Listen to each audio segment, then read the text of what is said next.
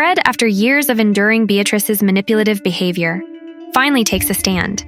He kicks her out of his penthouse, changes the locks, and cuts off her finances. Beatrice, enraged and desperate, tries to manipulate the situation, claiming she loves him and Jake. However, Fred remains resolute. During the confrontation, a chilling discovery unfolds. Beatrice's mother's phone number is disconnected. This unexpected turn of events leaves Fred bewildered and deeply concerned. As Beatrice is escorted away, Fred is left with a lingering sense of unease. Why was Beatrice's mother's phone number disconnected? What will happen to Beatrice now? Will Fred ever regret his decision? Will Fred and Denny ever truly escape the shadow of Beatrice's past? "You'll be sorry!" yelled Beatrice Smith as the building security team carried her away onto the elevator. But Fred just smiled and shook his head, watching the spectacle with a combination of sadness and delight as he had his now estranged wife physically ejected from the building. She'd tried to get back in, but after it had been revealed just how terribly she had acted toward their son, Jake, Fred could not allow her around the boy any longer. One thing he did know was that their divorce would be ugly. He was fighting for the boy. She was fighting for money and her material survival. But that was a problem for another day. Fred thanked his bodyguard, Max, who had handled Beatrice's removal, and went back into the kitchen. There, he found Denny, posing as his son Jake, standing over the stove on a step stool. Chef Julian stood behind the boy, his large hands covering Denny's small ones as they held the crepe pan together. "Look what Chef Julian taught me," said the child, gleefully, as he and Chef Julian together flipped the crepe up in the air and caught it again in the pan. "Wow, that's amazing!" Fred applauded his son and laughed. "I'm glad Chef is holding your hands. Might be a little dangerous to flip by yourself yet, okay?" "I'm going to flip them way up in the air someday," said Denny, excited, and also sure that his mother, Quinn, would never allow him to be flipping crepes with a hot pan. "I'm sure you will, buddy," answered Fred. "What was going on in the hall?" asked the boy. "Did I hear—" "Yes, son. Beatrice doesn't live here anymore. I've sent her away. You explained how mean she was being to you, and I believe you. She won't be allowed to do that to you ever again." Denny's mouth fell open. "Do you mean it?" His mind was racing. Beatrice being out of the picture meant that he and Jake could switch back, and Denny could go home to Quinn, his real mother. Jake could come back here and not have to worry about that mean lady anymore. "Sure, I mean it," confirmed Fred. "Nothing in this world is more important to me than you, Jake. Not one thing." Denny's eyes got a bit teary. He could tell that this man loved Jake a whole lot and decided that maybe it was time for the boys to switch back. He missed his mother. He missed Sammy and Nora, the nanny. And he even missed school. He didn't like having just one teacher and having classes at their house. He wanted to be in a place with lots of other kids, making new friends and learning new things together. "Now, have you thought of a place you'd like to go for a special trip?" asked Fred.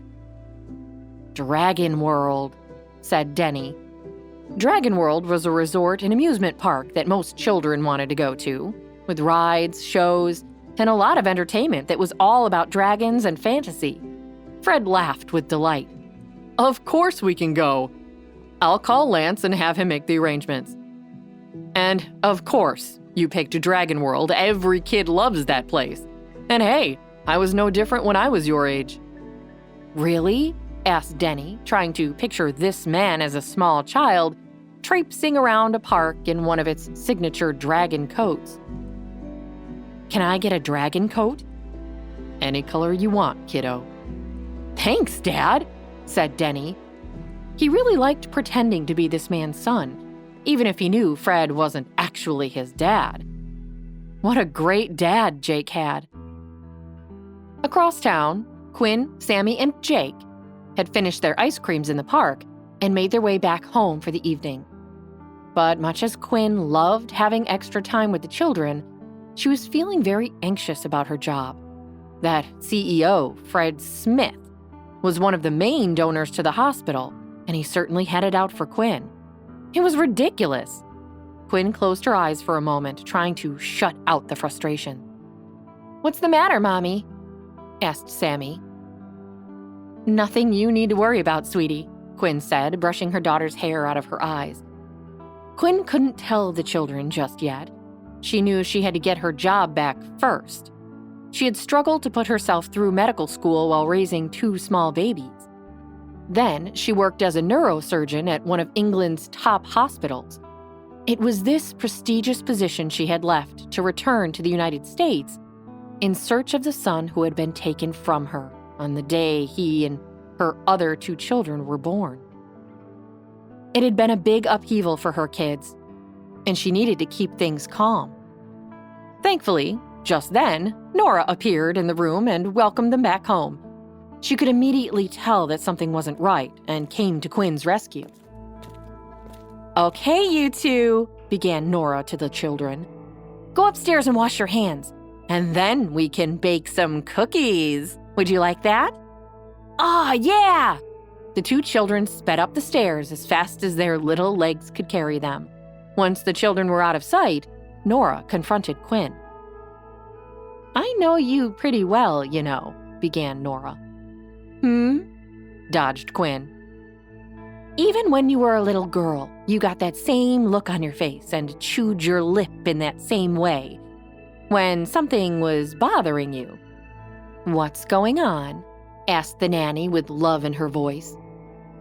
"Does this have anything to do with why you haven't been at your new job for a couple of days now?" Quinn exhaled, hung up her purse and her coat, and plopped down on the couch, covering her face with her hands. Nora did know her well. Nora wasn't just the children's nanny. She had also been Quinn's nanny years ago. After everything her family had been through, Quinn was thankful to have this kind, older woman, whom she loved very much, as an important part of the family. "Nora, it's hopeless," cried Quinn. "What do you mean?" asked Nora. "I'm suspended without pay." "No!" said Nora with disbelief. "How could that happen? You only just started the job. What will we do?" As the sun began to set, casting long shadows across the city, 2 very different families faced uncertain futures.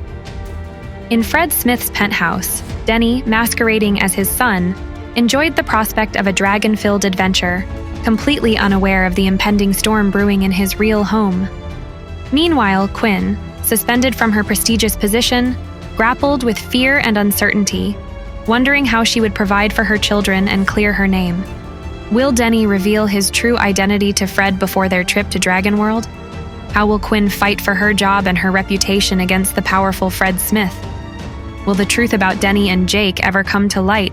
And if so, what will be the consequences? Hey, I'm Jenny. If you're wondering what happens next, download the Pocket FM app now and listen to the exciting episodes of A Mother's Battle.